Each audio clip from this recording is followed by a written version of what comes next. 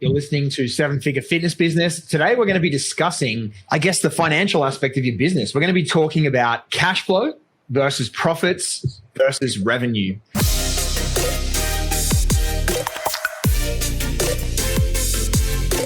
Now, some of you may know what these different concepts are. Some of you may have no idea. But I think if you are not aware, this is going to be a really, really valuable episode. So, G, do you want to kick things off with a discussion, I guess, about sort of our journey through these concepts?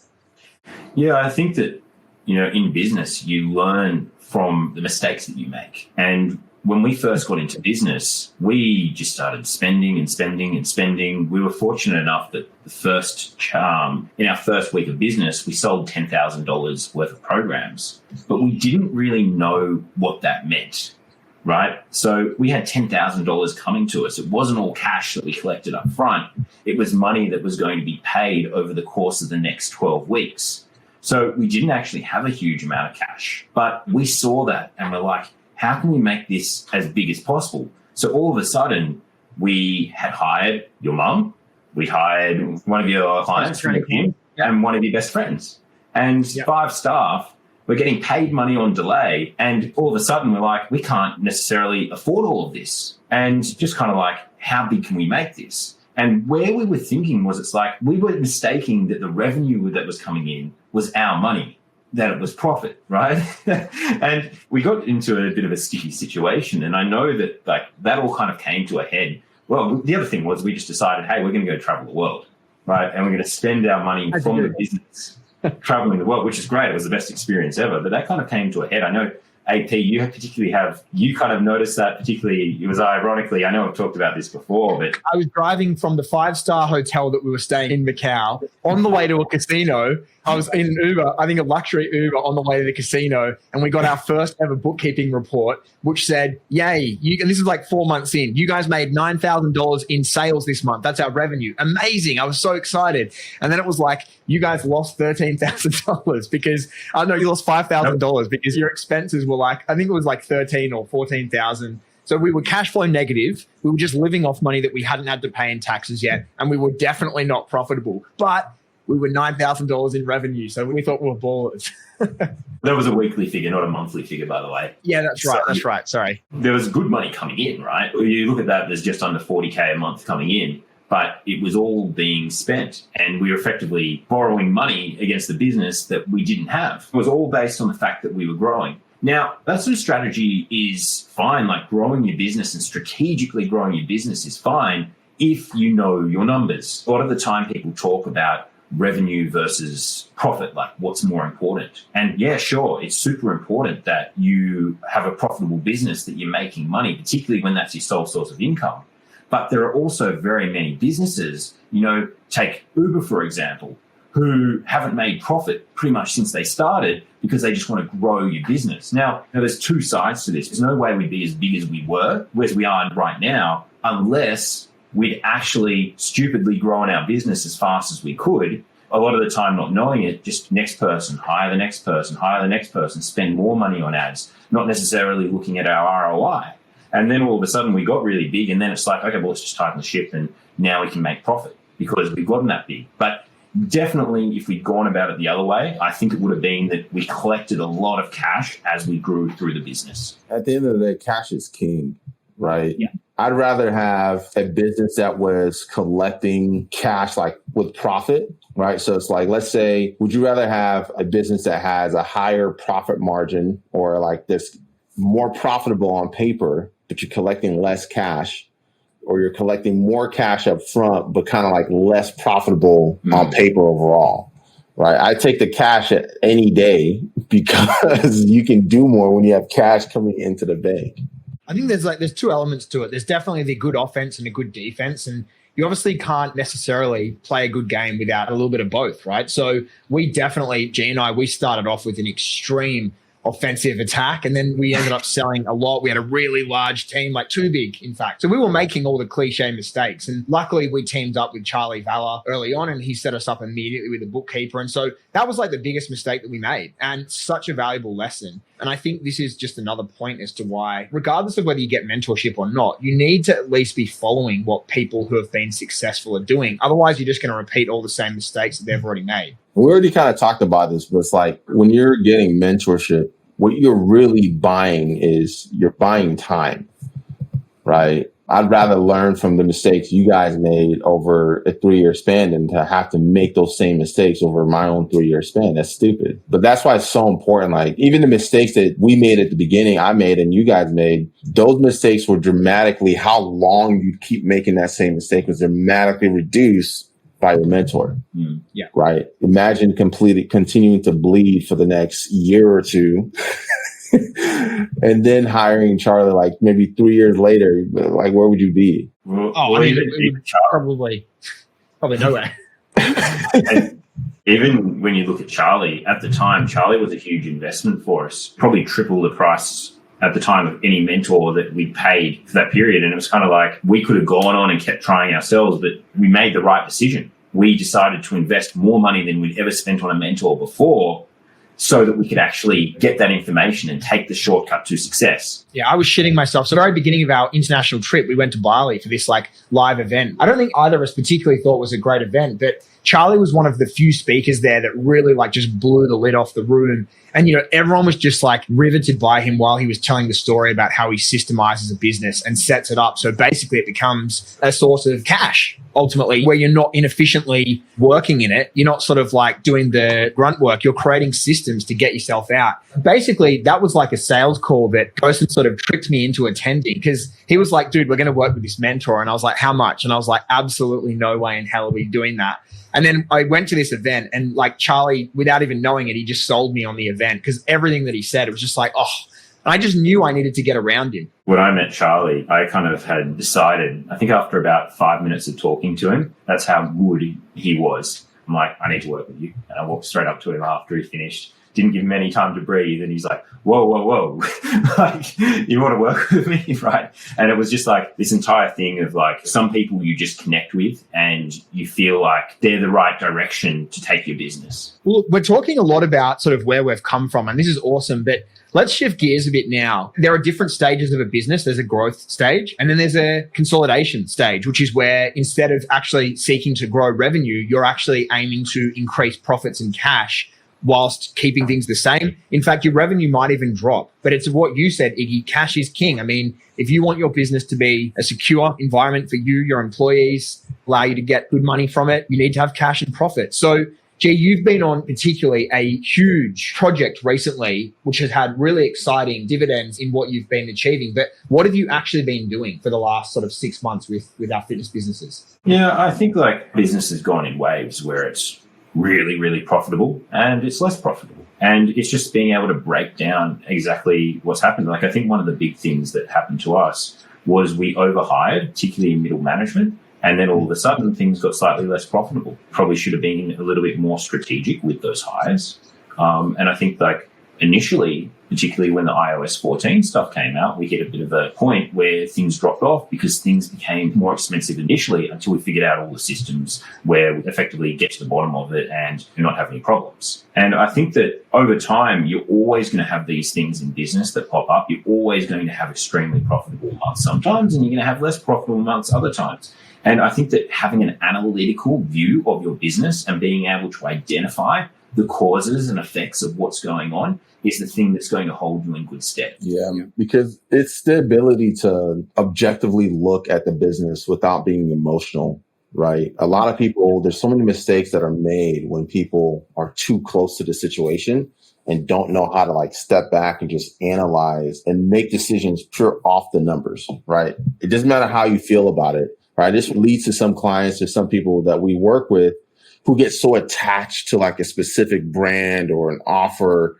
but the numbers are like punishing it. And it's like, dude, like this, clearly this brand sucks if you're just looking at the numbers. But that's why, I mean, it's still this challenge now. Like as you start to grow and get more emotionally invested, it becomes harder and harder to step back. So for you, how do you go about making sure you remain objective about the state of the business and not allowing yourself to get emotional? Like, oh, you know, this is my baby. Like we've poured so much into it. Like, how do you stay objective about where the business is at and where you need to take it and the tough decisions that you have to make to keep it healthy? Every Monday, our VAs put together a spreadsheet of every single number in the business, top to bottom. And it's quite a complicated sort of a Google sheet where whether it's client fulfillment, whether it's the marketing, whether it's the reports on how staff are going, but we're able to then look at those numbers and identify exactly the problems and go, okay, well, our marketing budget doubled this week. What the hell happened? What happened to the ads? And then be able to have a closer look at the ads and then say, all right, what happened with the ads? Did the pictures stop working? Was the copy not working? Do we need to adjust our offer? And then being able to pinpoint exactly the problem and then say, all right, guys, this is our focus this week. We're going to do A, B, C, D.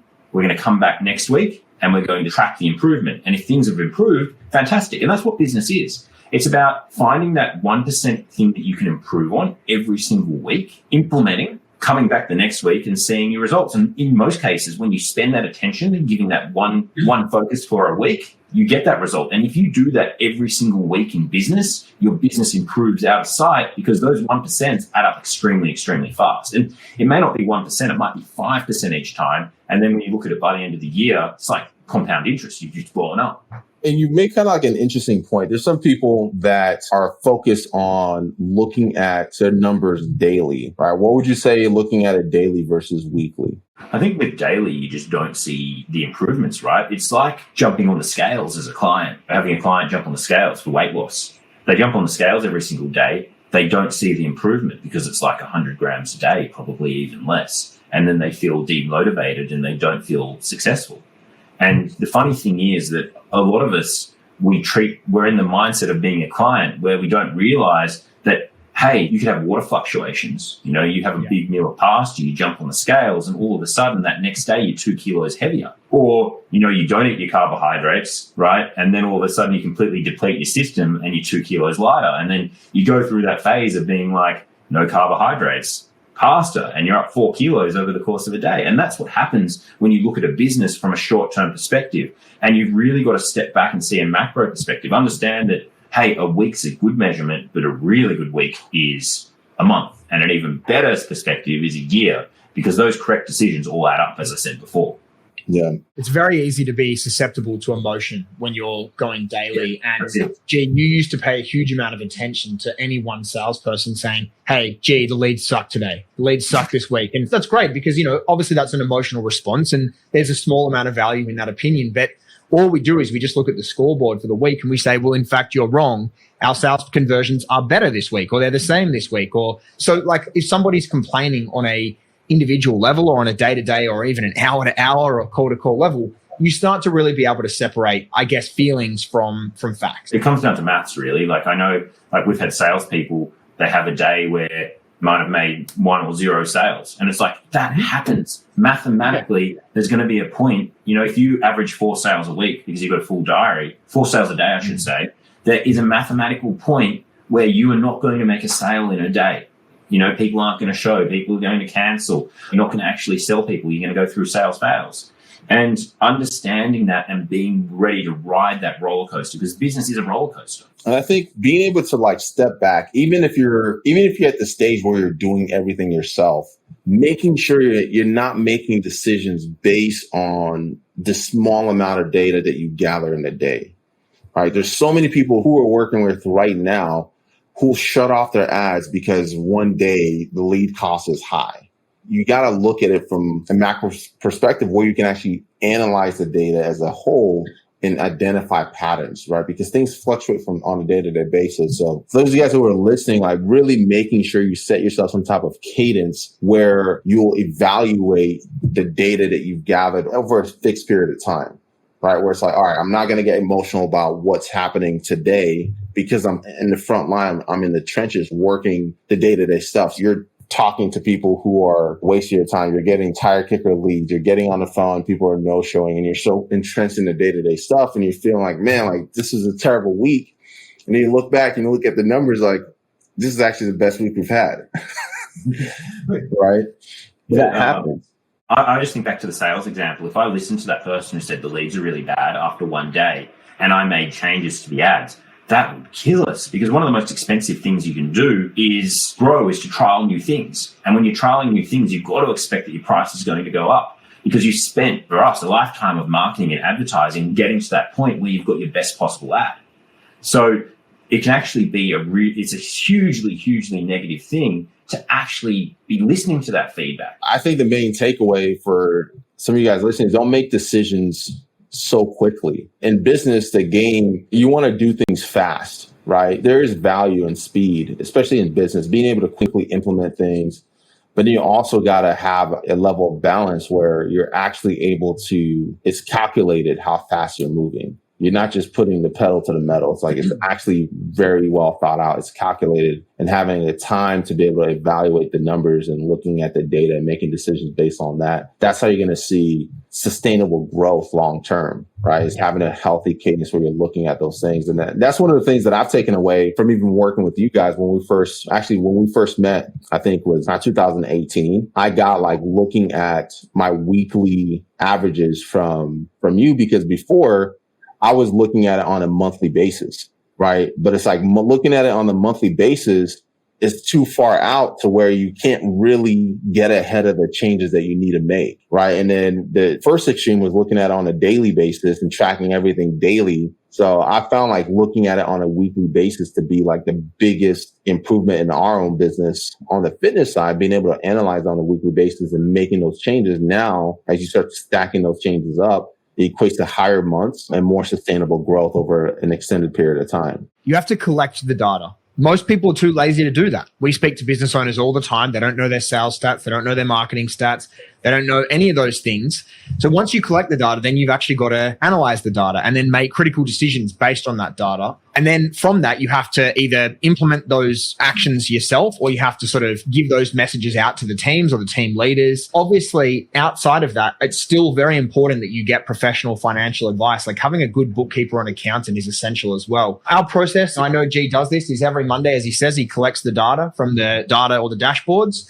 Then after analyzing it, he has a meeting with the team leaders. We have directives for every team based on what we need to work on, who's holding steady, who's trying to improve, etc. And then at the end of that, we go into our monthly accounting meeting, like with ideas about how we think things have gone. And then we have to go in there and actually confirm 100%. Are we moving in the right direction or not? And if we're not, what's our directions for the next month? So everything has to be organized based on data and not on feelings. I think that's an important thing. Like you drew attention to this, is like looking at those different timeframes, because it is really important. Whether it's looking at things daily and getting that feedback and accepting that that's not important, but then being able to look at it weekly. And then for us, like it's also being able to look at it monthly, and then also having a meeting to be able to look at it yearly. And that's why we have our bookkeeper, our accountant, our CFO, who's actually going to give us advice from a higher level. And I think that for a business that's at our size, that's something, the skill set that we require. We need someone to be able to give us the absolute macro breakdown. And in a lot of ways, that's us. We're obviously paying for a CFO, but we're also getting coaching as to how to long-term think about business, not just short-term. Well, it was actually our CFO team that identified that two of the biggest goals that we had, and we've been working on this, is definitely how much we were paying our staff compared to the total revenue that came in and how that was affecting profit. So we made some decisions there in terms of middle management, and then also gave clear metrics and data goalposts essentially for marketing spend. And those things have been, that clarity has been invaluable because it's allowed us to actually make very important decisions and changes based on that information we collected. I think that's a pretty solid wrap up, guys. And we'll see you on the next episode. Thank you for tuning in today.